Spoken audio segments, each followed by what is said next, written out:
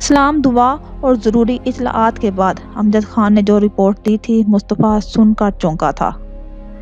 हमने सब कुछ अच्छी तरह चेक कर लिया है सर। अयाज के नंबर से सबसे ज़्यादा जिस नंबर पर कॉल्स की गई हैं, इस नंबर की लोकेशन चेक करने पर आपके घर के किसी फ़र्द का नंबर निकलता है। ये कैसे हो सकता है? मुस्तफ़ा हैरान था। नंबर बोलो। जवाबन मुस्तफ़ा ने जो नंबर दोहराया था वो सुनकर मुस्तफ़ा चौंका था। वो अपने घर के हर फर्द के नंबर को जानता था, लेकिन ये नंबर? सर, हमने इस नंबर पर कॉल की, लेकिन ये नंबर फ़िलहाल बंद जा रहा है। लेकिन पुराने कॉल्स का सारा रिकॉर्ड जो हमारे पास है, उसके मुताबिक ये नंबर आपके घर का ही कोई फ़र्द यूज़ कर रहा है। मुस्तफ़ा ने इस बात में सर हिलाया था। ओके, आप ऐसा करें, इस नंबर पर होने वाली तमाम कॉल्स का वॉइस रिकॉर्ड हासिल करें, फिर बात करते हैं। अगर हमारे घर का ही कोई फर्द है तो इल्म हो जाता है। Yes sir. अब्दुल कयूम के घर की क्या सूरत हाल है?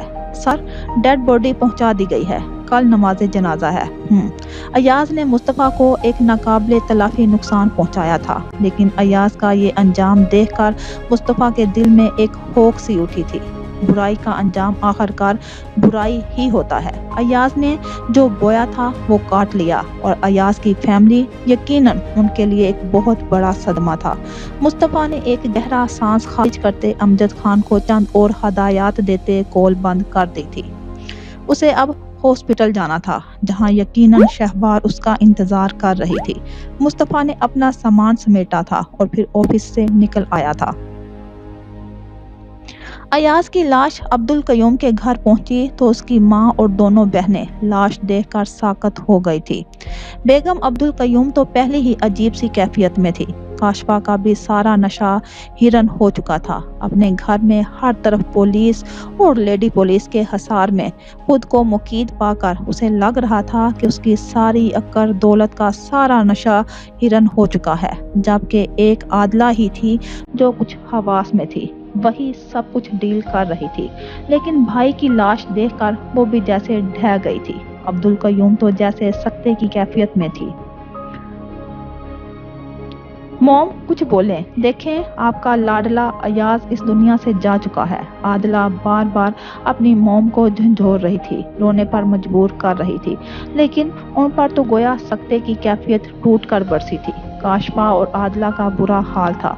उनके रिश्तेदार तो थे नहीं, दोस्त अहबाब को भी घर में दाखिल होने की इजाजत ना थी। अयाज की मैयत पुलिस के हसार में घर के बाहर सड़क पर रख दी गई थी। लोग उसे देख देख कर तौबा तौबा कर रहे थे। आदला का क्रूफर तनतना सब झाग की तरह बह चुका था। उस पर गशी के दौरे पड़ रहे थे। काशफा की आंखों से आंसू बह रहे थे, लेकिन ज़हनो दिल में एक अजीब सी जंग जारी थी। और बेगम अब्दुल कयूम वो हिल ही ना रही थी और ना ही कुछ कह रही थी। देखने वालों को उन पर तरस आ रहा था, लेकिन कोई भी नहीं जानता था कि ये सब एक दिन के अमाल का नतीजा ना था। ये मौत बरसों के जुल्म की पैदावार थी। ऐसा जुल्म जो बेगुनाह और मासूम जानों पर ढाया गया था। वो जुल्म जिसकी लपेट में कई मासूम बच्चे कुचले गए थे। वो जुल्म जो दौलत और ताकत के नशे में चूर होकर एक जालिम ने मजलूम पर ढाया था। नामा इमाल स्याह थे। अब्दुल कयूम का जुल्म उसकी सारी औलाद के गले का तोक बन गया था कि जिसका खराज सिर्फ और सिर्फ मौत था। देखने वाली आंख में रहम था, लेकिन आंसू ना थे। पुलिस के हसार में मुकीद लाश और घर वाले एक इबरत का निशान बने थे, जो रहती दुनिया तक लोगों के लिए इबरत बन चुके थे। मुस्तफ़ा शहवार के पास आ गया था। जोहरा पुप्पो की बहू शाइस्ता और अफशां इधर रुकी हुई थी। बाकी सब घर चले गए थे। मुस्तफ़ा के आने के बाद अब्बास भाई भी चले गए थे। वो आजकल ज़्यादातर हॉस्पिटल में ही पाए जाते थे। अफशां मुस्तफ़ा के आने के बाद नमाज गाह की तरफ इशा की नमाज पढ़ने चली गई थी। शाइस्ता भाभी मुस्तफ़ा से बातें करती रही थी और फिर बाहर हॉस्पिटल का एक चक्कर लगा कर आती हूँ कहकर बाहर चली गई थी। मुस्तफ़ा ने शहवार को देखा।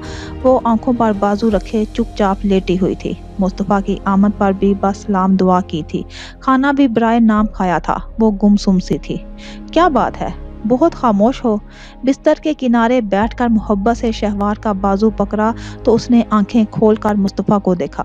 بس ویسے ہی دل نہیں کر رہا کسی سے بات کرنے کو۔ اس کی آواز افسردہ تھی۔ مصطفیٰ نے بہت نرمی سے اس کے چہرے پر بکھری لٹوں کو پیچھے کیا تھا۔ مجھ سے بھی بات کرنے کو دل نہیں کر رہا۔ جواباً شہوار کی آنکھوں سے آنسو بہنے لگے تھے۔ میرے ساتھ ایسا کیوں ہوا؟ مجھے یہ دنیا اچھی لگنے لگی تھی۔ میں نے اتنا کچھ سہا ہے۔ یہ دکھ کیوں لکھا تھا میرے مقدر میں؟ وہ اتنے دنوں سے کچھ نہیں بولی تھی اور اب بولی تو لبوں پر شکوہ در آیا تھا۔ قدرت کو شاید اس طرح ہماری آزمائش مقصود تھی۔ ایاز نے اتنی بار تمہیں کڈنیپ کرنے کی کوشش کی لیکن تم پر ہر بار بچ نکلی، لیکن اس بار اپنے مقصد میں کامیاب ہو گیا تھا، شاید اسی لیے کہ اللہ ایسا ہی چاہتا تھا۔ یہ جان دنیا میں نہیں آنی تھی، کوئی نہ کوئی وجہ تو بننا ہی تھی نہیں۔ اللہ کسی اور طرح بھی تو آزما سکتا تھا نا۔ تم اللہ کی ناشکری کر رہی ہو۔ اللہ نے تمہاری زندگی بچائی ہے، ایک چھوٹی جان لے کر تمہیں زندہ رکھا، میرے لیے یہی کافی ہے۔ شہوار، آئندہ ایسا کچھ بھی مت کہنا۔ تم ایک بار ٹھیک ہو کر گھر چلو، اولاد اللہ دے دے گا، اس کے پاس کسی چیز کی کوئی کمی نہیں ہے۔ ہر حال میں اس کا شکر ادا کرنا چاہیے۔ خدا نہ خواستہ ایاز تمہارے ساتھ کوئی غلط حرکت کر لیتا تو ہم کیسے تمہیں بچا پاتے؟ مصطفیٰ نے بہت تحمل اور نرمی سے سمجھایا تو شہوار نے سر ہلا دیا تھا۔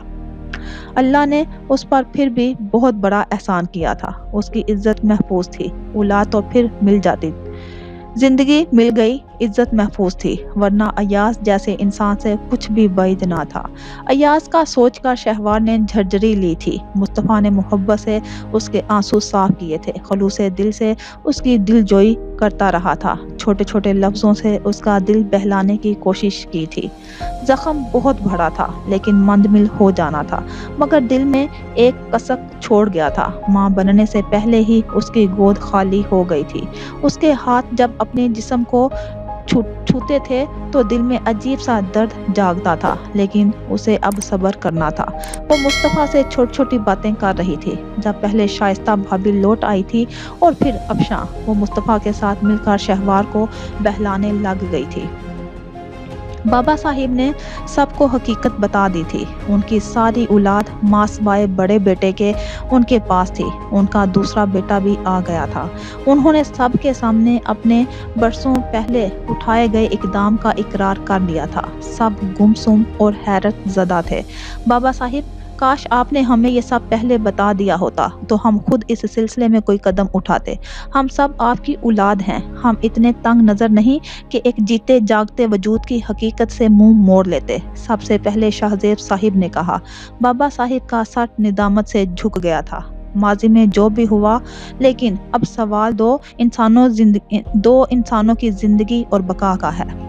بابا صاحب، ہم سب کا فیصلہ ہے، آپ ماضی پر پچھتانے کی بجائے اسے سدھار لیں۔ ہم سب شہوار اور اس کے بھائی کو خاندان کا فرد مانتے ہیں، اسی طرح جس طرح مصطفیٰ یا عباس آپ کی نسل کہلاتے ہیں۔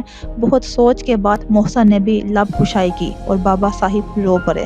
پھر دونوں بہنوں اور مہر النساء بیگم نے بھی تائید کی تو بابا صاحب کو لگا جیسے وہ طویل عرصے بعد ایک بار پھر زندہ ہو گئے ہوں۔ ان کے بیٹے کو مرنے کے بعد ہی صحیح اس کا جائز مقام مل گیا تھا۔ وہ اپنی اولاد کے ایک دم مشکور ہوئے تھے، جنہوں نے کھلے دل کا مظاہرہ کرتے ان پر لان تان کرنے کی بجائے ان کو سمجھنے کی کوشش کی تھی۔ اگلے دن شہوار گھر آ گئی تھی۔ وہ اب کافی بہتری محسوس کر رہی تھی۔ سبھی اس کا بھرپور خیال رکھ رہے تھے، خصوصاً مصطفیٰ۔ 2-3 دن ایسے ہی گزر گئے تھے۔ مصطفیٰ اس دن گھر لوٹا تو عجیب سی کیفیت میں تھا۔ دریا کہاں ہے؟ مصطفیٰ کا انداز بہت عجیب سا تھا۔ مہر النساء بیگم نے چونک کر اسے دیکھا۔ کیوں، خیریت؟ وہ زہرا کے ساتھ کوئی بات کرتے پریشان ہوئی۔ وہ ہے کدھر؟ مصطفیٰ نے پھر پوچھا۔ چہرے پر شدید غم و غصے کی کیفیت تھی۔ اپنے کمرے میں ہے۔ مصطفیٰ تیزی سے اس کے کمرے کی طرف بڑھا۔ زہرا بھی حیران ہوئی تھی۔ مہر النساء بیگم نے الجھ کر انہیں دیکھا۔ پتہ نہیں کیا بات ہے، میں آتی ہوں ذرا، وہ زہرا کو کہہ کر خود بھی مصطفیٰ کے پیچھے لگ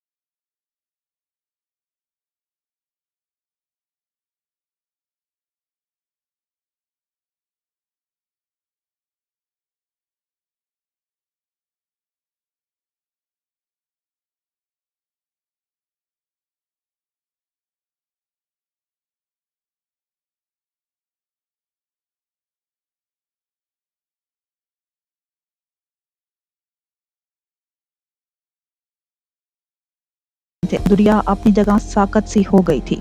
उसके चेहरे का रंग बिल्कुल जर्द पड़ गया था। उसे अपनी मौत साफ दिखाई दे रही थी। मैंने कुछ नहीं किया, वो मुनमुनाई थी। बकवास नहीं करो, मैं तुम्हें हवालात में बंद कर दूंगा। तुम एक क्रिमिनल हो और मैं तुम्हारा ये जुर्म कभी माफ करने वाला नहीं। अगर तुम मेरी तायाजाद ना होती तो अब तक मेरी लेडी पुलिस तुम्हारा हशर नशर काट चुकी होती। मुस्तफ़ा के लबो लहजे में किसी भी किस्म की कोई रायत नहीं थी। शाहजेब साहिब ने हाथ उठाकर मुस्तफ़ा को ठंडा करना चाहा। जो भी बात है मुझे आराम और सुकून से बताओ, मैं देखता हूँ क्या हुआ है।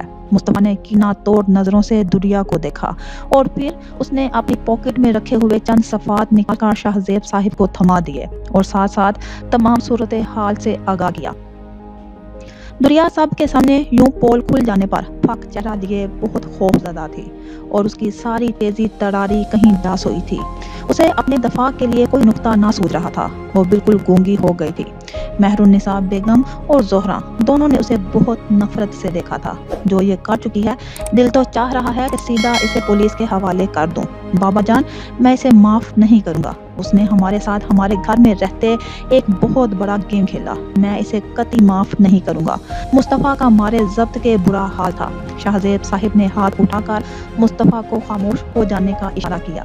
दिल तो हमारा भी बहुत दुख रहा है। काश ये बच्ची हमारे खानदान का हिस्सा ना होती। तुमने हमें बहुत बड़ा नुकसान पहुंचाया है लड़की। शाहजेब साहिब ने बहुत दुख से दुरिया को देखा। हम तुम्हारे बारे में ना जाने क्या क्या सोचते रहे, लेकिन तुमने हमें अफसोस हो रहा है तुम्हारी तरबियत पर और तुम्हारी सोच पर। दुरिया की तो वो हालत थी कि गोया अभी ज़मीन शक हो और उसमें घट जाए। जोहरा और मेहरुन्निसा बेगम ने बहुत तासुब से उसे देखा। जोहरा को तो वो वैसे भी पसंद ना थी, अब तो दिल में उसके खिलाफ मज़ीद गुबार भर गया था। हमारी बच्ची कोई ऐसी हरकत करती तो जिंदा ज़मीन में गाड़ देते। हमने भी बच्चियों को घर से बाहर निकाला है, तरबियत की है, लेकिन हमारी तो कोई बच्ची ऐसी मुंह जोर ना हुई थी। ऐसी भी क्या दुश्मनी कि अपनों को ही खाना शुरू कर दिया। जोहरा पुप्पो के लहजे में गमो गुस्सा और बदगुमानी सभी कुछ था। क्यों किया तुम्हें ऐसा? मेहरुन्निसा बेगम पूछ रही थी और दुरिया सर झुकाए बिल्कुल साकत थी। हमें जिस पीसीओ से अयाज के ठिकाने की इतला मिली थी, हमने वहां से भी मालूमात ली थी, तो मालूम हुआ था कि इतला देने वाली कोई लड़की थी। तब मैंने सोचा था कि शायद अयाज की कोई साथी हो, लेकिन मुझे गुमान ना था कि ये दुरिया होगी। मुझे चौकीदार ने सब बताया था कि उस दिन दुरिया किस लिबास में, किस हुलिये में और किस कदर परेशान घर से निकली थी, और इससे पीसीओ का एड्रेस पूछा था। तब भी मैंने ध्यान नहीं दिया था। मेरे गुमान में नहीं था कि वो इतला देने वाली लड़की ये दुरिया होगी, जबकि पीसीओ वाले की फराहम करदा मालूमात और चौकीदार की बातों में जरा बराबर भी फर्क ना था। लेकिन अमजद खान ने जब बताया कि अयाज के नंबर से हमारे घर के नंबर पर कॉल की जाती रही है, तो मैं चौंका और फिर वॉइस रिकॉर्ड ने सब बता दिया। हमारे पास एक एक कॉल का रिकॉर्ड मौजूद है, जिससे साबित होता है कि दुरिया ने ये सब क्यों और किस लिए किया। मुस्तफ़ा के अल्फाज पर शाहजेब साहिब ने बहुत दुख से दुरिया को देखा। तुम हमें सब बताओ लड़की, वरना हम मुस्तफ़ा को इजाज़त दे देंगे कि वो तुम्हें अपने साथ पुलिस स्टेशन ले जाएं। उनके अंदाज में बहुत संजीदगी थी। दुरिया थर थर कांपने लगी। प्लीज़ अंकल, ऐसा मत करें, वो रो दी, लेकिन वहाँ मौजूद किसी भी शख्स को उस पर रहम नहीं आया। सभी ने तनफ्फर और बेहिसी से उसे देखा था। दुरिया रोते हुए वो सब बता रही थी जो वो कर चुकी थी, सब कुछ, हर बात, अपनी नफरत, शहवार से उलझना, अयाज को देखना, उससे नंबर लेना, शहवार को तबाह करने का प्लान, सब कुछ, और फिर शहवार के इगवा तक की कहानी। सभी बहुत संजीदगी से उसे सुन रहे थे। उसे कमरे में बंद रहने दो, इसके वालिद से हम बात करते हैं और फिर इसके बाद हम फैसला करेंगे कि इसके साथ क्या करना है। सब कुछ सुनने के बाद शाहजेब साहिब ने कहा। मुस्तफ़ा ने बहुत नफरत से फूट फूट कर रोती दुरिया को देखा। उसका बस नहीं चल रहा था कि वो इसके वजूद का हशर नशर कर दे और इसे उल्टा लटका दे। वो बड़ी मुश्किल से खुद पर जब्त करता कमरे से निकला था। हादिया के वालिद ने अबू बकर को घर इनवाइट किया था। अबू बकर निकाह के बाद वैसे तो हादिया से मिलता था, लेकिन एक दामाद की हैसियत से कम ही उनके घर जाना होता था। अबू बकर के अलावा उन्होंने राबिया की पूरी फैमिली को भी इनवाइट किया था। वो लोग वहाँ पहुँचे तो इल्म हुआ कि इस दिन में हादिया के वालिद साहिब ने इन लोगों के अलावा चंद और करीबी रिश्तेदारों को भी इन्वाइट किया था। मर्दों का इंतज़ाम ड्राइंग रूम में, जबकि ख़वातीन की सेटिंग अरेंजमेंट अंदरूनी हाल में की गई थी। हादिया के वालिद अबू बकर को अपने खानदान से मुतारफ करवाना चाहते थे। अबू बकर अब काफ़ी हद तक सेटल हो चुका था, सो एक मकसद सबका मिल बैठकर शादी की डेट फिक्स करना भी था। अब्बास साहिब भी इनवाइटेड थे। वो आज काफ़ी दिन बाद घरेलू झमेलों से और हॉस्पिटल्स के चक्करों से फारिग होकर यहाँ आए थे। अबू बकर, सुहेल और फैजान साहिब से मिलकर ज़हनी तौर पर खुद को काफ़ी फ्रेश महसूस किया था। हादिया के घर वालों ने उस्तानी जी को भी बुला रखा था। वो अक्सर हादिया के घर वालों से मिलती रहती थी। हादिया ने बतौर ख़ास राबिया भाभी और सुरैया बेगम को उनसे मिलवाया था। सुरैया बेगम बहुत जल्द हादिया की आपी से घुल मिल गई थी। गुफ्तगू के दौरान सुरैया बेगम ने कई बार नोट किया कि हादिया की आपी जान की निगाहें कई बार बतौर ख़ास राबिया की तरफ उठी हैं। उन्होंने सुरैया बेगम से राबिया के बारे में काफ़ी तफसीली बातचीत की थी। राबिया के वालिद वगैरह वो काफ़ी कुरेद कर सवाल करती रही थी और सुरैया बेगम कुछ देर बाद एकदम संजीदा हो गई थी, जबकि अपी जान उलझी सी थी। खाने का दौर चला तो हादिया की आपी जान ने खाना कमरे में ही खाया था, जबकि बाकी तमाम खवातीन इस जगह आ गई थी जहां मर्दों औरतों के लिए अलग-अलग इंतजाम था। राबिया हादिया के साथ ही कमरे में खाना खा रही थी, जहां हादिया के अलावा उसकी अपी जान और साथ उनकी खाला भी थी। खाना खुशगवार माहौल में खाया गया था। खाने के बाद हज़रात के दरमियान शादी की डेट फाइनल करने की बातचीत शुरू हो चुकी थी। सबकी मुत्तफ़िका राय के तहत अगले माह की कोई तारीख तय पाई थी। तकरीब काफ़ी खुशगवार रही थी। सभी मेहमान जाने लगे तो वो लोग भी हादिया के वालिदैन से इजाज़त लेकर बाहर निकल आए थे। अबू बकर ने अपनी गाड़ी में उनको घर छोड़ने की जिम्मेदारी ली थी। फैजान साहिब हादिया के वालिद से अलविदाई कलामात अदा कर रहे थे, जबकि वो तीनों खवातीन अबू बकर की गाड़ी की तरफ आ गई थी। गेट से निकलता आई थी। नींद कोसों दूर थी। वो कमरे से निकली तो फैजान साहिब वॉशरूम से निकलकर बैठक की तरफ बढ़ रहे थे। उन्हें देखकर रुके। सोई नहीं आप अभी तक? उन्होंने हैरान होकर पूछा। हाँ, बस नींद नहीं आ रही। अंदाज उलझा सा था। क्यों, खैरियत? बस वैसे ही। वो परेशान थी। फैजान साहिब ने महसूस किया कि जैसे वो कुछ कहना चाहती हो। इधर आ जाएं। वो उनको लेकर बैठक की तरफ आ गए। वो एक तरफ बैठे तो फैजान साहिब खुद बिस्तर के किनारे टिक गए। अब बताएं क्या बात है? मैं बहुत परेशान हूँ फैजान, उन्होंने बेचारगी से कहा। क्यों, क्या हुआ? वो हैरान हुए। मैं सोच रही हूँ कि आप राबिया की शादी कर रहे हैं। इतने बड़े लोग हैं, वो हम हमेशा के लिए तो नहीं छुपा सकते कि राबिया के वालिदैन कौन हैं। मैंने मसालहतन जो झूठ बोला था, अब इस पर पछतावा होता है। मैं चाहती हूँ शादी से पहले मैं राबिया को बता दूँ। फैजान ने एक गहरा सांस लिया। मैं खुद कई बार आपसे यही बात करना चाहता था, लेकिन जिस तरह आप राबिया के मामले में जज्बाती हो जाती थी तो मैं खामोश रहा। जब अबू बकर से राबिया की शादी तय थी तो भी मैंने सोचा था राबिया को सच बता दिया जाए, लेकिन आपकी वजह से खामोश रहा। मैं समझता हूँ राबिया अभी मैच्योर लड़ी है। वो हालात और सिचुएशन को जस्टिफाई करते हमारी बात समझने की कोशिश ज़रूर करेगी। हाँ, मैं कभी कभार बहुत परेशान हो जाती हूँ। अब्बा मरहूम कहा करते थे कि मैं ये बहुत बड़ा गुनाह कर रही हूँ। जानते बूझते बच्ची की वल्दियत छुपा ली, लेकिन अल्लाह गवाह है फलान, मैंने ये सब महज राबिया की भलाई के लिए पेश नज़र किया था। इन दिनों तुम भी गायब थे और वापसी की कोई उम्मीद ना थी। राबिया के माँ बाप के हवाले से कोई सबूत हमारे पास ना था। मजबूरन मुझे ये कदम उठाना पड़ा था। हाँ, आपका कोई कसूर नहीं। मैं अपनी प्रॉपर्टी वापस लेने की कोशिश में इस कदर गुम हो गया कि बिल्कुल भी राबिया का ख्याल तक न रहा था, और थोड़ी बहुत प्रॉपर्टी तो मिली, वही गनीमत जानकर लौट आया। बहरहाल मैं सोचता हूँ हमें राबिया से नहीं छुपाना चाहिए, लेकिन आपकी राबिया से मोहब्बत की वजह से मैंने कुछ नहीं कहा था। आज हादिया के यहाँ उसकी उस्तानी से मुलाकात हुई थी। बड़ी खूबसूरत और दिल मोह लेने वाली हस्ती थी। उनको देखकर मिलकर दिल ना जाने क्यों अटक सा गया था। वो राबिया के बारे में पूछती रही कि कौन है, वालदा का नाम क्या है। तब मुझे शिद्दत से एहसास हुआ कि राबिया के साथ सुहेल के बाप का नाम लगाकर मैंने बहुत बड़ी गलती की है। तब से एक पल भी चैन नहीं आ रहा। वो महज मुस्कुराए थे। सुरैया बेगम थोड़ी देर उनके पास बैठी थी, अब्बास के हवाले से बात करती रही और फिर उठकर चली गई थी। तो फैजान साहिब पर सोचों के अजीब से दर खुल गए और फिर बाकी सारी रात वो सो नहीं सके थे। माजी और हाल को याद करते करते वो निढाल से होते चले गए थे। وہ ناشتہ کر رہی تھی جب اس کا موبائل بجا۔ وہ ناشتہ چھوڑ کر کمرے میں آئی۔ موبائل اٹھا کر دیکھا تو سر عباس کی کال تھی۔ وہ چونکی۔ اتنی صبح صبح کیسے کال کر لی انہوں نے؟ السلام علیکم سر۔ وعلیکم السلام، کیسی ہیں؟ میں ٹھیک ہوں۔ میرا حال دریافت نہیں کرو گی؟ دوسری طرف سے مسکرا کر پوچھا گیا۔ جی آپ کیسے ہیں؟ بہت برے حال میں ہوں، اس طرف مسکرا کر بتایا گیا۔ جی؟ وہ الجھی۔ آپ تو گزشتہ شب یوں نظر انداز کیے گاڑی میں جا بیٹھی تھی جیسے کوئی آشنائی ہی نہ ہو۔ ایسے بھی بھلا کیا بے مربتی؟ بھلا عباس کے مسکراتے لہجے میں شکوہ۔ ایسی بات نہیں، سبھی ساتھ تھے، امی بھابھی، میں بھلا کیا بات کرتی؟ حال چال ہی دریافت کر لیتی۔ امی نے پوچھا تو تھا۔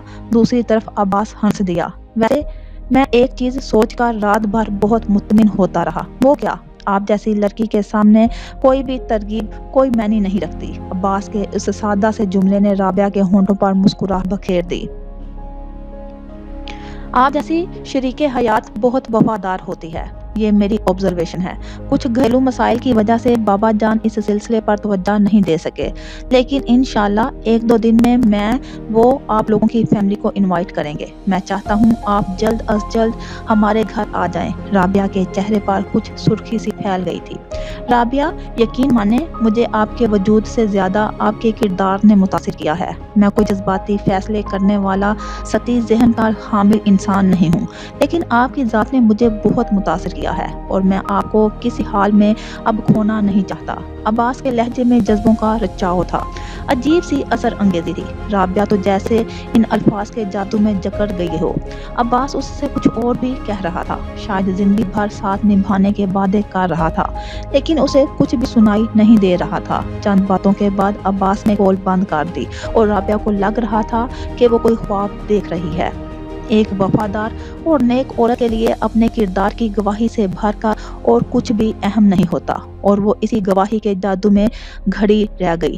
وہ جو اب تک عباس کی شخصیت کے جادو سے دامن بچا بچا کر چل رہی تھی، اسے لگا کہ عباس کے الفاظ نے اس کی دل پر اثر کیا ہے۔ اس کے احساسات ایک دم سبک سے ہو گئے تھے، دل میں نرمی سی اتر آئی تھی۔ سر عباس اور ان کی باتوں کو یاد کرتے وہ عجیب سی خود فراموشی کی کیفیت میں مبتلا ہو گئی تھی۔ وہ کالج نہیں جا سکی۔ اس کا خیال تھا کہ وہ شہوار کی طرف جائے گی، لیکن 10 بجے کے قریب مصطفیٰ بھائی کی پھپھو اپنی بہو اور بیٹے کے ساتھ ان کی طرف چلی آئی تھی، اور اتفاقاً ماموں صبوحی بیگم اور وقار صاحب تینوں ہی گھر پر تھے۔ البتہ افشاں احسن کے ساتھ صبح صبح شہوار کی طرف چلی گئی تھی۔ رات وہ ادھر ہی رکی تھی۔ انا ان کی آمد پر الجھی تھی۔ اس کا دل بڑے خوف زدہ انداز میں دھڑکا تھا۔ وہ اپنے کمرے میں بیٹھی رہی۔ وہ لوگ کچھ دیر بیٹھ کر چلے گئے۔ روشی نے اس کے کمرے میں جھانکا تو وہ گمسم سی اپنے بستر کے کنارے براجمان تھی۔ وہ اندر آ گئی۔ کچھ پتہ چلا؟ حماد بھائی کی امّو آئی تھی۔ اس نے بس سوالیہ دیکھا۔ شادی کی تاریخ فکس کرنے حماد پاکستان آ رہا ہے اور وہ چاہتی ہیں کہ اب جلد از جلد شادی ہو جائے۔ انا کا رنگ اڑا اور انکل نے اگلے ماہ کی کوئی بھی تاریخ فائنل کرنے کا کہہ دیا ہے۔ وہ کہہ رہی تھی کہ گھر جا کر سب سے مشورہ کر کے وہ رات کو کال کریں گی۔ انا کا چہرہ بالکل زرد ہو گیا تھا۔ روشی اس کے پاس بیٹھ گئی۔ اس نے اس کا ہاتھ تھاما تو اندازہ ہوا انا بالکل ساکت ہے۔ انا پلیز، ابھی بھی وقت ہے، تم مجھے بتا سکتی ہو، میں سب کو روک لوں گی۔ میں جانتی ہوں تم یہ سب نہیں چاہتی، لیکن پلیز خود پر یہ ظلم مت کرو۔ انا کے لب پھر پھرائے۔ اس کا جی چاہا کہ وہ روشی کو سب کہہ دے۔ وہ ایک دم روشی کے گلے لگ کر سسک اٹھی اور پھر وہ سب کہتی چلی گئی جو اس کے دل کا بوجھ بن گیا تھا، اور روشی حیرت سے گم سب سن رہی تھی۔ جوں جوں وہ سن رہی تھی ویسے ویسے اس کا اپنا وجود ساکت ہوتا جا رہا تھا۔ فیضان صاحب نے رابعہ کو بلوایا۔ وہ آئی تو وہاں فیضان کے ساتھ سہیل اور ثریا بیگم موجود تھے۔ فیضان نے اسے اپنے پاس بیٹھنے کو کہا تو وہ بیٹھ کر سوالیہ انداز میں سب کو دیکھنے لگی۔ انہوں نے اس کے سر پر ہاتھ رکھا اور پھر گفتگو کا آغاز کیا۔ وہ بہت الجھی نظروں سے سب کو دیکھ رہی تھی، اور پھر وہ اپنی کہانی سناتے اپنے ماضی سے رابعہ کو آگاہ کرنے لگے۔ رابعہ حیرت سے گنگ साकत सी सुनती चली गई। उन्होंने राबिया से कुछ भी ना छुपाया था, एक एक लफ्ज क्या सुनाया, हत्ता कि अब्बास की फैमिली से अपने रिश्ते की भी वजाहत कर दी थी। जबकि राबिया गुमसुम थी और बेयकीन सी। वो सुहेल की बहन ना थी बल्कि फिजान मामू की बेटी थी, हकीकी बेटी। वो बेयकीन थी। सुरैया बेगम और सुहेल ने भी इस बात में सर हिला दिया। अब शक की कोई गुंजाइश ही ना रही थी। मैं जानती हूँ मैंने कुछ हद तक गलत किया, लेकिन ये जो भी किया मैं तुम्हारी भलाई और फलाह के लिए किया था। वो गुमसुम सी थी। जब सुरैया ने उसे साथ लगाते मजीद कहा, फिजान तो मुझे कई बार कहता रहा कि तुम्हें अब हकीकत बता देनी चाहिए, लेकिन मैं ही डरती रही कि ना जाने तुम्हारा क्या रद्द अमल हो, तुम हमें किस अंदाज से लो। वो अब भी खामोश थी। वो यकीन करने में अभी भी मुतआमिल। वो बार बार नफी में सर हिला रही थी। फिजान, सुहेल और सुरैया उसे काफी देर तक समझाते रहे और वो खामोशी तमाशाई बनी हैरत से सुनती रही थी। शाहजेब साहिब ने दुरिया के वालिद से फ़ोन पर बात की थी। वो अज हद शर्मिंदा थे। वो बाहर के माहौल में रहे, वहीं पले बढ़े और फिर वहीं मामूजात से शादी हो गई थी। ऐसे में उनकी औलाद भी इसी माहौल का हिस्सा बनती चली गई। चंद दिन के लिए पाकिस्तान आना और बात थी, लेकिन वो चाहते थे कि दुरिया की शादी वो पाकिस्तान में ही करें। मगर अब दुरिया जो कर चुकी थी, इस हरकत ने उनको बहुत तकलीफ दी थी। उन्होंने दुरिया को वापस भेज देने का कहा और खुद भी दुरिया से बात करके उसे सख्त सुस्त कहा था। दुरिया का ख्याल था कि उसकी होशियारी का पोल नहीं खुलेगा, लेकिन अब जिस तरह हर बात खुलकर वाज़िया हुई, वो खुद भी खौफजदा हो गई थी। सबसे ज्यादा मुस्तफ़ा की उसे पुलिस के हवाले कर देने वाली धमकी ने काम किया था। वो बिल्कुल खामोश हो गई थी। वो जानती थी अब यह खामोशी ही उसकी भलाई है। मुस्तफ़ा और इस घर वालों से कुछ बैद भी ना था कि पकड़कर उसे हवालात में बंद करवा देते। शाहजेब साहिब ने मना कर दिया था कि दुरिया की हरकतों की खबर शहवार तक ना पहुंच पाए, वरना वो फिर टूट जाएगी। वो पहले ही बड़ी मुश्किल से खुद को बहाल कर रही थी। शाहजेब से लाइबा के बेटे का नाम रखते उसके अकीके का ऐलान किया था। वो घर में छाए इस टेंशन ज़दा माहौल को बदलना चाहते थे। तकरीबन सारा खानदान ही मदऊ था। अगले दिन अकीका था।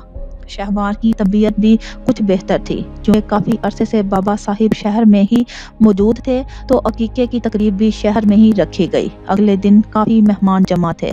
शहवार का गम एक तरफ, लाइबा के बेटे की खुशी भी अपनी जगह थी। शहवार भी खुद को संभालती लिबास बदल कर सबा की मदद से हल्का फुल्का तैयार हुई थी। मुस्तफ़ा ऑफिस गया हुआ था, कोई ज़रूरी काम था। उसने जल्द आने का वादा किया था। वलीद और अना की फैमिली भी इनवाइटेड थी, लेकिन अना नहीं आ सकी थी। रोशी भी घर पर रुक गई थी। बाकी लोग आए। मुस्तफ़ा घर आया तो शहवार कमरे से निकलकर लाइबा के रूम में बैठी हुई थी। मुस्तफ़ा को ये तब्दीली अच्छी लगी थी। लाइबा का बेटा उसकी गोद में था। मुस्तफ़ा सबसे सलाम दुआ करता उधर ही आ बैठा था। सारी नौजवान पार्टी इसी कमरे में जमा थी। खुशगपियाँ चल रही थी। वो सोफे पर बैठी हुई थी। मुस्तफ़ा भी उसके साथ टिक गया था। कितना प्यारा बच्चा है माशाल्लाह। शहवार के लहजे में हसरत थी। अंदाज मध्यम सा था। मुस्तफ़ा ने एक गहरा सांस लिया। वो अंदाज़ा लगा सकता था कि इस वक्त शहवार के अंदर किस किस्म की फीलिंग्स पैदा हो रही होंगी। इंशाल्लाह अल्लाह हमें भी ऐसा ही बेटा देगा। मुस्तफ़ा ने धीमे से झुककर बच्चे को प्यार करते कहा तो शहवार के चेहरे पर फीकी सी मुस्कुराहट लहराई थी। उसने ज़ेरे लब आमीन कहा। मैं चेंज कर लूँ? सीधा इधर ही चला आया था। मुस्तफ़ा खड़ा हुआ। मैं भी चलती हूँ। उसने बच्चा साथ बैठी सबा को थमा दिया। वो मुस्तफ़ा के हमरा उसका हाथ थामे बाहर निकल आई। वहाँ मौजूद सभी लोगों ने उसे बहुत अफसरदगी से देखा था। वो मुस्तफ़ा के हमरा चलती हुई अपने कमरे तक आई थी। आज बहुत दिनों बाद बहुत अच्छी और कुछ हद तक फ्रेश लग रही हो। मुस्तफ़ा ने कमरे में लाकर बिस्तर के किनारे बैठाकर कहा तो वो मुस्कुराई। क्यों? बाकी दिनों में मैं आपको अच्छी नहीं लगती थी? लगती तो थी, लेकिन आज कुछ पुरसुकून और फ्रेश लग रही हो ना। कोई भी गम तवील मुद्दत तक नहीं होता। आपने ही तो कहा था सब्र करो, खुद को संभालो, अल्लाह और देगा। बस अल्लाह ही सब्र देने वाला है। मैं तो बस कोशिश कर रही हूँ। उसकी आवाज़ आखिर में फिर भीगी। मुस्तफ़ा ने बहुत मोहब्बत से उसका हाथ थाम कर होंठों से लगाया। बेशक अल्लाह सब्र करने वालों के साथ है। वो अपने बंदों पर उनकी सबात से भरकर बोझ नहीं डालता। उसकी मसलहतें वही जाने। शहवार ने सर हिलाया। थक तो नहीं गई? अगर लेटना चाहो तो نہیں، شہوار نے نفی میں سر ہلایا، بلکہ میں اتنے دنوں سے لیٹے لیٹے تھکنے لگی ہوں۔ مصطفیٰ مسکرا کر کھڑا ہوا۔ میں بات لے لوں؟ شہوار بھی کھڑی ہو گئی۔ میں آپ کے کپڑے نکالتی ہوں۔ اس کے انداز میں محبت تھی۔ تھک جاؤ گی، رہنے دو، میں کر لوں گا۔ مصطفیٰ نے روکا۔ آپ کی محبت ساتھ ہوگی تو میں نہیں تھکوں گی۔ ویسے بھی اس گھر میں ہر کام کے لیے ملازم موجود ہیں، لیکن آپ کے یہ چھوٹے موٹے کام کر کے مجھے روحانی خوشی محسوس ہوتی ہے۔ مصطفیٰ کے کندھے پر ہاتھ رکھ کر اس نے محبت سے کہا۔ مصطفیٰ نے اسے دونوں کندھوں سے تھام کر اپنے سامنے کرتے بغور دیکھا اور پھر ایک دم جھک کر اس کی سبھی روشن پیشانی چوم لی۔ شہوار نے ایک گہرا سانس لیتے مصطفیٰ کے کندھے سے سر ٹکا دیا۔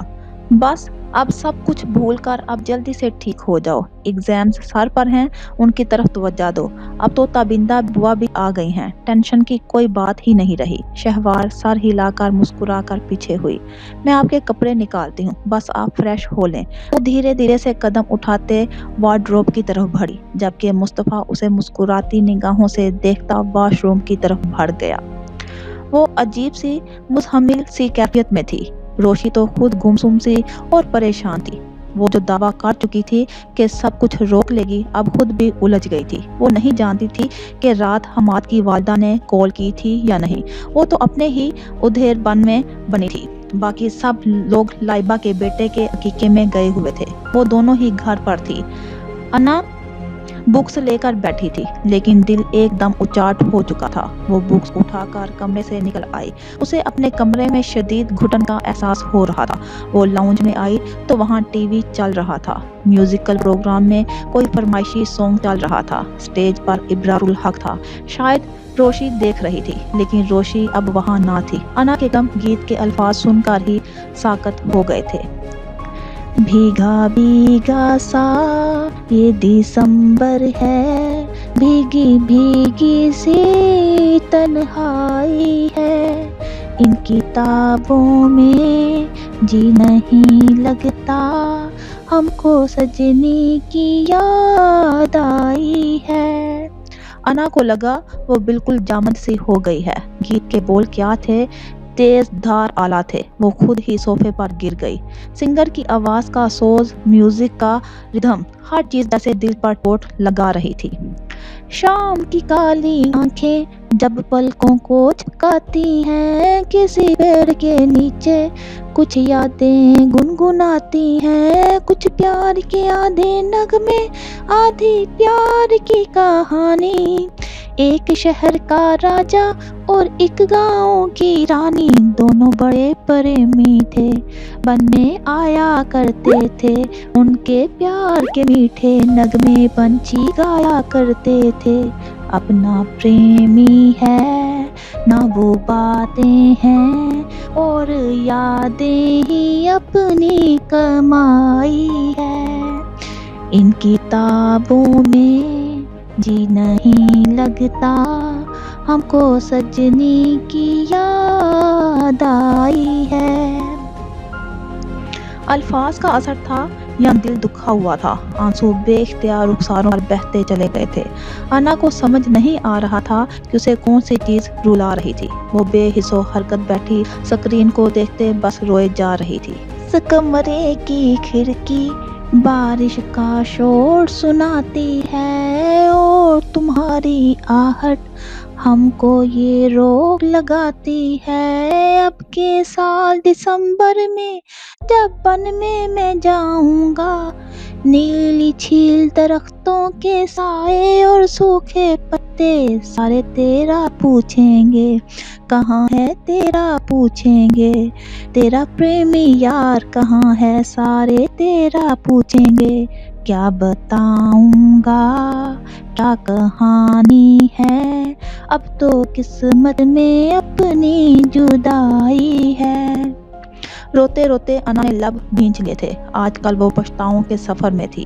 ولید اس سے مکمل طور پر بدظن ہو چکا تھا، اور اس حماد کے وجود سے انکار کی کوئی راہ نہ مل پا رہی تھی۔ اسے لگ رہا تھا کہ وہ گویا اپنے ہی بچھائے ہوئے جال میں اس بری طرح مقید ہو گئی ہے کہ اب فرار کی کوئی راہ باقی نہیں بچی۔ स्क्रीन पर अब भी सिंगर गा रहा था। सिंगर की फंसू आवाज और गीत के बोल सारे माहौल को अपने शहर में जकड़े हुए थे। वो गुमसुम सी स्क्रीन पर नजरें जमाए घूरे जा रही थी जब एकदम किसी ने रिमोट कंट्रोल उठाकर स्क्रीन ऑफ की थी। अना एकदम चौंकी। उसने पलट कर देखा और अपनी जगह साकत रह गई। वहाँ वलीद खड़ा था जिसके हाथ में रिमोट था, जिसे उसने सोफे पर फेंका। अना ने तेजी से अपने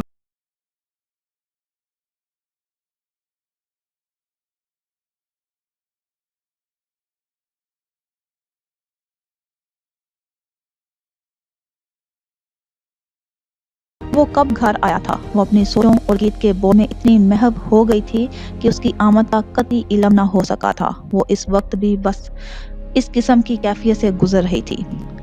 ऐसे में वलीद तो क्या किसी का भी सामना करने के काबिल ना थी। वो वलीद को देखकर बगैर वहां से जाने लगी।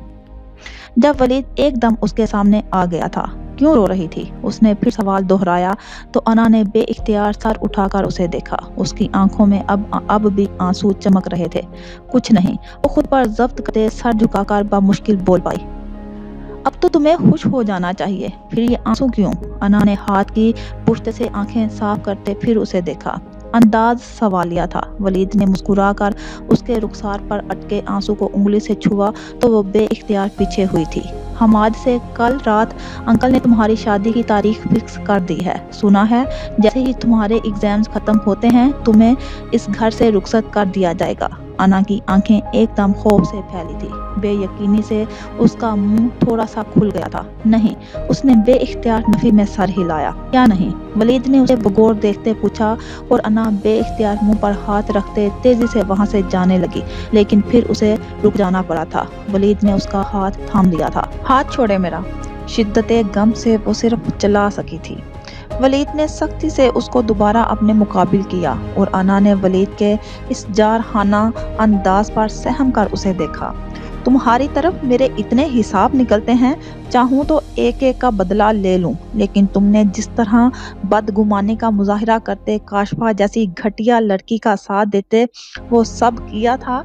जी तो चाहता है तुम्हें एक लम्हा ना लगाऊं और शूट कर दूं। वलीद के लहजे में चट्टानों की सी सख्ती थी। उसने बहुत खौफजदा निगाहों से वलीद को देखा। तुम्हारा क्या ख्याल है? काशफा के साथ मिलकर तुम जो गेम खेलती रहो, मुझे कभी इल्म ना होगा? खाम ख्याली थी तुम्हारी। मुस्तफा मुझे सब बता चुका है। अना ने लब भींच लिए थे जबकि आंखों से बहने वाले आंसू बेइख्तियार थे। प्लीज वलीद, उसने एकदम निढाल से अंदाज में कहा तो वलीद ने सख्ती से हाथ में जकड़ा उसका हाथ झटका। तुम एक नहायत बदएतमाद लड़की हो, हमेशा मुझ पर शक किया, अपने तय करदा मफरूज़ों की बुनियाद पर मुझे जज करती रही। मैं समझता रहा कि तुमको मैं इसी तरह रिस्पॉन्स नहीं देता, इसी वजह से नाराज हो, लेकिन तुमने तो हद ही कर दी। प्लीज वलीद, प्लीज बस करें। वो पहले ही बहुत नढाल थी, दिन रात ज़मीर की जंग में उलझी रहती थी। ऐसे में अब वलीद का ये रिएक्शन, वो दोनों हाथों में चेहरा छुपा कर शिद्दत से रो दी। वलीद ने लब भींच लिए थे। वो तेजी से एक तरफ से होकर वहां से चली गई और वलीद ने लब भींच कर जोर से दीवार पर हाथ दे मारा था। वो इसी अंदाज में वहां खड़ा था जब रोशी पास आई। तुम क्या जानती हो? वलीद ने खामोश आंखों से सवाल किया। पता नहीं आप क्या जानते हैं, लेकिन मुझे अना ने कल ही वो सब बताया है कि किस तरह वो काशफा जैसी लड़की की बातों में आकर उसके साथ चली गई थी और फिर उसकी वजह से ब्लैकमेल होती रही थी। उसने अब तक जो भी किया था महज काशफा के कहने पर, उसकी बातों से खौफजदा होते हुए किया था। वलीद ने एक गहरा सांस लिया। वो खामोशी से सोफे पर टिक गया था। मुझे रह रह कर इस बेवकूफ़ लड़की पर गुस्सा आता है, जी चाहता है इसे शूट कर दूं। अंदाज में बहुत बेबसी थी, लेकिन मैं समझती हूँ इसमें अना का कोई कसूर नहीं। वो अपने जज्बातों एहसासात में कतई बेबस थी और वो अब शर्मिंदा है। तो आप इसे यूं इस तरह मत ट्रीट करें, वो अंदर से बिल्कुल टूट चुकी है। प्लीज कुछ करें। वलीद ने उसे संजीदगी से देखा, लेकिन मैं उसे बेकसूर नहीं समझता और इस मामले में इसकी कतई कोई हेल्प नहीं करूँगा। वो अपने किए का भुगतान भुगत रही है। ऐसे लोगों की सज़ा हमाद जैसे लोग ही होते हैं। वैसे भी हमाद को वो खुद दरमियान में लाई है, अब भुगते भी। प्लीज भाई इतने संग दिल मत बने, वो हमारी कजन है, सिर्फ तुम्हारी, मेरा इससे कोई ताल्लुक नहीं। वलीद के लबो लहजे में किसी भी किस्म की कोई कतई रायत ना थी। रोशी ने बेयकीनी से देखा। वैसे भी उसकी शादी अंकल ने तय कर दी है, मैं अब कुछ नहीं कर सकता। कतई अंदाज था। रोशी ने तासुब से देखा। मुझे आपसे ऐसी बेहिसी की उम्मीद ना थी, तो क्या करूं? उसकी नफरत और नापसंदीदगी के बावजूद खुद को पेश कर दूं, सब कुछ भूल जाऊं? सिर्फ आप ही हैं जो अंकल को सब बताकर कायल कर सकते हैं। आई एम सॉरी, मैं किसी की खातिर कोई कुर्बानी नहीं दूंगा। वलीद के अल्फाज पर रोशी ने बहुत दुख से देखा। उसके बावजूद वो अब भी आपसे शदीद मोहब्बत करती है और हमाद को सिर्फ और सिर्फ वो काशफा की वजह से दरमियान में लाई थी। वलीद खामोश रहा। आप कुछ ना करें, लेकिन मैं खामोश नहीं रहूंगी। मैं सब की गलत फहमी जरूर दूर करूंगी। फिर चाहे अंकल का कोई भी फैसला हो, मैं सबको हकीकत से आगाह जरूर करूंगी। मुझसे अना की ये तकलीफ नहीं देखी जाती।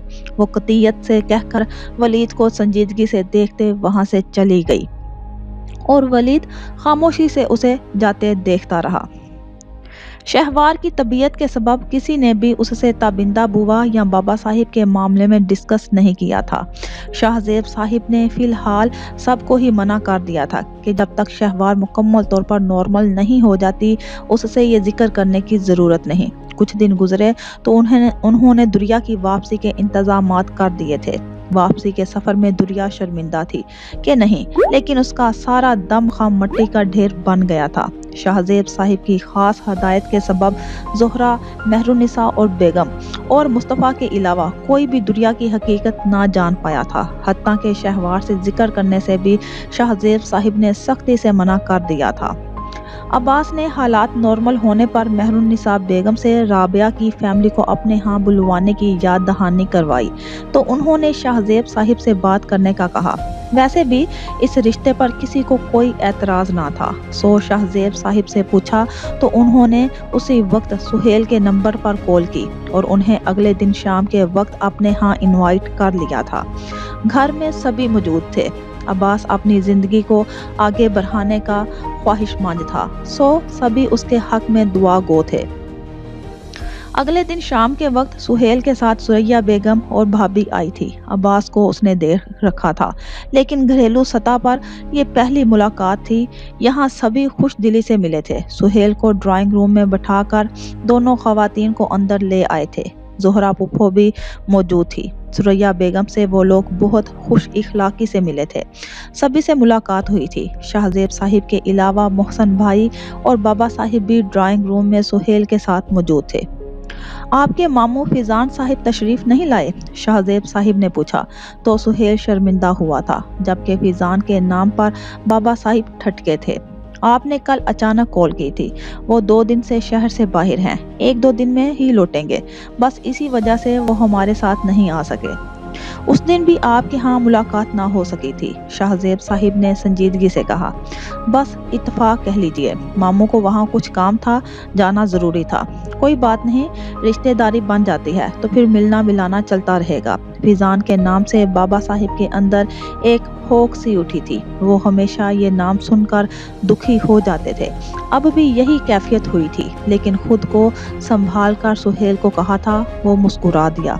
उन सब लोगों में बातचीत होती रही, मुख्तलिफ मौज़ूआत पर, मुख्तलिफ सिलसिलों में, जबकि अंदरूनी लाउंज में घर की तमाम खवातीन के साथ मौजूद सुरैया बेगम और भाभी घर वालों की अमारत दौलत की फरावानी को देखकर मबहूत हो रही थी। अब तो भाभी भी जान चुकी थी कि इन लोगों से फिजान साहिब का क्या रिश्ता था। अंदर ही अंदर दोनों खवातीन इन लोगों की खानदानी हैसियत और मर्तबे से मुतासर जरूर हुई थी। चाय के बाद खाने का दौर चला था। सभी बहुत खुश इखलाक थे। सुरैया बेगम तो दिल से मुतासिर हुई थी। उनके यहाँ वक्त गुजरने का एहसास ही ना हुआ था। मेहरुनिसा बेगम ने सुरैया बेगम से साफ कह दिया था कि वो जल्द अज जल्द अब्बास की शादी करना चाहती हैं। वो मंगनी की रस्म की बजाय उनके यहाँ डायरेक्ट शादी की तारीख लेने आएंगी। जब फिजान साहिब राजी थे तो भला सुरैया बेगम को क्या एतराज हो सकता था। उन्होंने हामी भर ली। इन लोगों ने उनको रुखसत करते वक्त मिठाई साथ दी थी। सुहेल के लाख मना करने के बावजूद शाहजेब साहिब ने रात के 11 बजे उनको ड्राइवर के साथ जाने पर राजी कर लिया था। घर में राबिया और फिजान साहिब मौजूद थे। ड्राइवर उनको बाहर उतार कर चला गया था। फिजान साहिब शिद्दत से उनकी वापसी के मुंतजिर थे। राबिया भी इंतजार कर रही थी। वो सभी फिजान के साथ बैठक में आ बैठे थे। वहाँ सभी लोग आपका बार बार पूछ रहे थे। हमें बहाने बनाना पड़ रहे थे। सुहेल ने बताया, कोई बात नहीं, एक बार ही मुलाकात कर लेंगे। वैसे सब ठीक रहा ना? वो संजीदा थे। हाँ, घर तो बहुत ही खूबसूरत है। सच कहूँ फिजान, ये घराना खानदानी हस्बो नसब मालो दौलत हर लिहाज से बहुत आला है। मैं तो सारा वक्त यही सोचती रही कि अगर तुम इन लोगों में होते तो इस खानदान का हिस्सा होते। सुरैया बेगम ने कहा, मुझे किसी भी किस्म का कोई मलाल नहीं आपा। मैं अपनी ज़िंदगी से बहुत मुतमिन हूँ। जिस घराने ने मेरी माँ को कबूल नहीं किया वो भला मुझे कैसे कबूल कर लेते। मुझे दौलत की चाह भी नहीं थी। बात रिश्तों की होती है। मुझे फ़ख्र है कि मैंने अपनी खुददारी में ज़िंदगी गुजारी है। मुझ पर किसी के एहसानों का बोझ नहीं। राबिया को देखते उन्होंने कहा, तो फिर आप अब मुझे इस खानदान में क्यों भेज रहे हैं, जबकि आप सब कुछ जानते भी थे? आप इनकार कर सकते थे। राबिया ने पूछा तो उन्होंने मुस्कुरा कर उसे देखा। मैं तुम्हें एक अनजाने रिश्ते में बांध कर नहीं भेज रहा। तुम इस खानदान की बहू बनकर जाओगी। तुम्हारे और मेरे हवाले में बहुत फर्क है बेटा। तुम मेरी अब्बास खुद बहुत इज्जत और एहतराम से ले जाना चाहता है और ये सारा खानदान इस रिश्ते पर राजी है। मैंने जैसी भी सही जिंदगी गुजार ली, लेकिन मैं चाहता हूँ मेरी बेटी बहुत खुश रहे और मुझे यकीन है कि तुम अब्बास के हमरा बहुत खुश रहोगी। राबिया ने एक गहरा सांस लिया। वो लोग कह रहे थे कि वो मंगनी नहीं करना चाहते। वो लोग डायरेक्ट शादी की तारीख मांग रहे थे। सुहेल ने मजीद बताया, कोई हर्ज नहीं, जिस तरह वो चाहेंगे हम करेंगे। सुहेल ने सर हिलाया। वो सब आने वाले दिनों का लाहे अमल तरतीब देने लगे तो राबिया खामोशी से उठकर बाहर आ गई।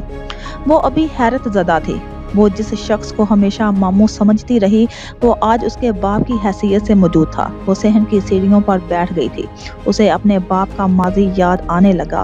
क्या कुछ बर्दाश्त किया था उन्होंने। इन हालात को सोचकर अजीब सा खौफ पैदा होने लगा था। उसकी माँ, उसके बहन भाई, काश वो इन रिश्तों को देख सकती, महसूस कर सकती, लेकिन वो सब जल कर राख हो चुके थे, कभी ना मिलने के लिए। उनकी अजियतनाक मौत का तस्वुर करते उसका दिल गम की अथाह में डूबने लगा था। उसके दिल में फिजान के लिए मौजूद मोहब्बत में एकदम शदीद इजाफा हो गया था।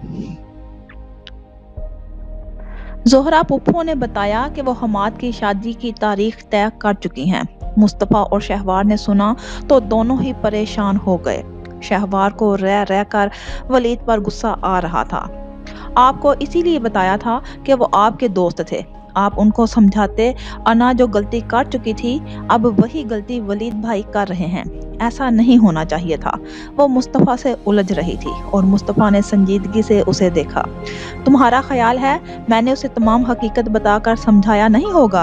अगर समझाया होता तो आज ये रिजल्ट तो ना होता। क्या करूं, तुम दोनों बहन भाई एक जैसी अकल के हो। तुम्हारी अकल में जो बात समाने में महीनों लगे थे वो भला कैसे इतनी जल्दी समझ लेता। कौन दोनों बहन भाई? शहवार उलझी तो मुस्तफ़ा संभला। मेरा मतलब है तुम्हारी तरह वलीद भी महज जिद पर डटा हुआ है। जब सब कुछ हाथ से निकल जाएगा तो तब अकल आएगी। अल्लाह ना करे। शहवार ने घूरा तो मुस्तफ़ा हंस दिया। मैं वलीद से बात करता हूँ, बल्कि मैं सोच रहा हूँ वलीद से मिलने के बाद पुप्पो और हमाद से भी बात करूँगा। और वलीद भाई ना माने तो? शहवार के लहजे में खदशात थे। तो मैं अफसोस ही कर सकता हूँ। फिर वो आपके दोस्त हैं, आप उनको कायल कर ही सकते हैं ना? वो किसी उम्मीद के तहत बोली। मुस्तफ़ा ने सर हिलाया। ऑफिस के लिए तैयार हो रहा था। वो वहाँ से सीधा ऑफिस आया। ऑफिस में कुछ ज़रूरी काम थे, वो देखे और फिर वो वलीद के ऑफिस की तरफ चला आया। वलीद से सलाम दुआ के बाद वो आराम से बैठ गया। शहवार ठीक है ना? फिलहाल तो ठीक ही है, लेकिन तुम्हें कोस रही थी। क्यों? वलीद को ताज्जुब हुआ। पुप्पो ने रात को बताया था कि वो हमाद और अना की शादी की तारीख फिक्स कर चुकी हैं। ओह, वलीद ने एक गहरा सांस लिया। یہ ٹھیک نہیں ہے یار، تم سب کچھ جان چکے ہو، اس کے باوجود یہ سب کچھ ہو رہا ہے تو کیا کروں؟ محترمہ انا صاحبہ کے سامنے جا کر گھٹنے ٹیک کر بیٹھ جاؤں اور درخواست کروں کہ مجھے قبول کر لو؟ ولید کا انداز بہت تلخ تھا۔ وہ جس طرح میری ذات کو ٹارچر کرتی رہی ہے، یہ سب حقیقت جان کر بھی میں خاموش ہوں تو ہی بہتر ہے، ورنہ جی تو چاہتا ہے کہ 1 منٹ کی تاریخ کیے بغیر اس کا حشر نشر کر دوں۔ ولید جذباتی ہو رہا تھا۔ مصطفیٰ نے سنجیدگی سے دیکھا، یعنی انا کی شادی حماد سے ہو جائے تمہیں کوئی فرق نہیں پڑے گا؟ ولید نے ایک گہرا سانس لیا۔ فرق تو کیا پڑتا؟ اس کی پوری ذات ڈسٹرب ہو چکی تھی، لیکن وہ پھر بھی سکون سے رہ رہا تھا۔ دیکھو، اگر تم اس معاملے میں سنجیدہ نہ ہوئے تو مجبوراً مجھے بابا صاحب اور پھپھو کو اس معاملے میں انوالو کرنا پڑے گا۔ ولید نے غصے سے کہا، میں جانتا ہوں تمہاری عزت نفس پر چوٹ لگی ہے، تم دکھی ہوئے ہو، لیکن میں تمہیں ساری عمر پچھتانے نہیں دیکھ سکتا۔ بہتر ہے کہ تم خود اس معاملے کو ہینڈل کر لو، ورنہ پھر میں اپنے انداز میں اس کو ڈیل کروں گا۔ ولید نے گھورا تو مصطفیٰ مسکرا دیا۔ بابا صاحب چاہتے ہیں کہ تم اب ان کے ساتھ رہو۔ مصطفیٰ نے موضوع بدلا تو ولید کے اعصاب کچھ پرسکون ہوئے تھے۔ وہ حویلی جانا چاہتے ہیں، وہ سارے خاندان میں تمہیں متعارف کروانا چاہتے ہیں۔ شہوار کو بتا دیا سب کچھ؟ ولید نے کچھ سوچتے ہوئے پوچھا۔ نہیں، 1-2 دن میں بتاؤں گا۔ ولید نے سر ہلایا۔ مصطفیٰ اس سے انا اور حماد کے معاملے میں ڈسکس کرنے لگ گیا تو ولید خاموشی سے اس کی باتیں سنتا رہا۔ عبدالقیوم کو ایاز کی موت کی خبر ملی تھی۔ اس نے کسی آدمی کے ذریعے گھر رابطہ کیا تھا۔ گھر پر پولیس کا پہرا تھا۔ وہ آدمی پکڑا گیا۔ امجد خان کے ٹارچر سیل میں اس آدمی نے چند گھنٹوں میں ہی عبدالقیوم کے ٹھکانے کا راز اگل دیا تھا۔ وہ آج کل اسی شہر میں ہی کسی جگہ روپوش تھا۔ امجد نے فوراً مصطفیٰ سے رابطہ کیا اور پھر اس کی ہدایات کے مطابق خود نفری کے لے کر روانہ ہو گیا تھا۔ سب کچھ بہت رازداری سے کیا گیا تھا۔ رات کے وقت عبدالقیوم کو ان سب نے جا لیا تھا۔ عبدالقیوم صبح تک لاک اپ میں آ چکا تھا۔ عبدالقیوم کے گناہوں کا وہ سلسلہ جو ایک نسل تک محیط تھا، بالآخر آج اختتام پذیر ہو گیا تھا۔ عبدالقیوم بزنس کی دنیا کا ایک نام تھا۔ اس کی گرفتاری کوئی چھوٹی بات نہ تھی۔ مصطفیٰ نے پریس کانفرنس بلا لی تھی اور میڈیا میں ہمایوں سے عبدالقیوم بننے تک کی ساری داستان موجود تھی۔ مصطفیٰ کے وہ 2-3 دن بہت مصروف گزرے تھے۔ اگلے چند دنوں میں عدالت کے ذریعے عبدالقیوم کے تمام اثاثوں کو تحویل میں لینے اور اس کے ریمانڈ میں لینے کا حکم مل گیا تھا، اور پولیس کسٹڈی میں آتے ہی عبدالقیوم نے اپنے ماضی کے تمام گناہوں کا اعتراف کر لیا تھا۔ لالا رخ کی ساری پراپرٹی حاصل کرنے کے بعد اس نے سکندر کو قتل کروا کر اس کی بیٹی سمیت نہر میں پھینکوا دیا۔ اس کے بعد لالا رخ کو بھی مروانا چاہتا تھا، لیکن لالا رخ بھاگ نکلی تھی۔